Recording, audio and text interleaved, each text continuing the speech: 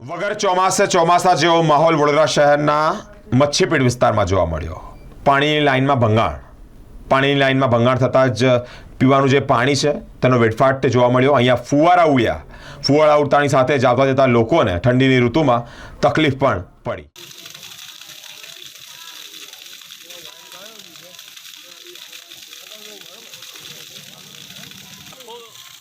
પાણીનો અહીંયા વેડફાટ થઈ રહ્યો છે. જ્યાં પાણી છે ગટરોમાં વહી રહ્યું છે.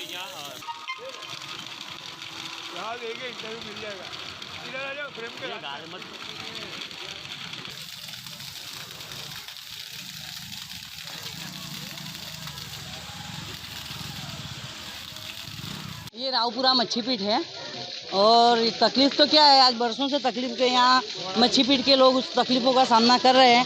यहाँ ड्रेनेज की बहुत तकलीफ है, यहाँ पानी की तकलीफ है. नलों से पानी नहीं आ रहा है, लेकिन ऐसे रास्तों में इस तरीके से गड्ढों से पानी निकल रहा है. आप देख सकते हो कि कितनी परेशानी लोगों को हो रही है.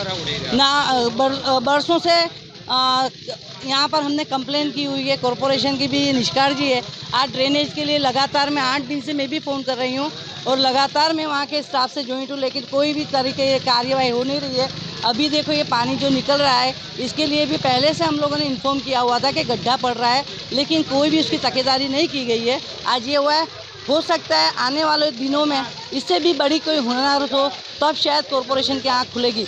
मैं ये मोदी जी की स्मार्ट सिटी को सलाम करना चाहूँगी कि मोदी जी की ये स्मार्ट सिटी वडोदरा देखो इस तरीके की है.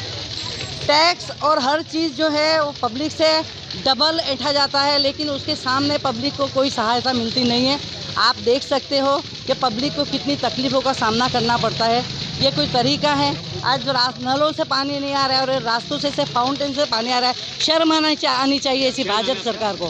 क्या नाम है आपका? शबनम शेख, माइनॉरिटी प्रेसिडेंट आम आदमी पार्टी.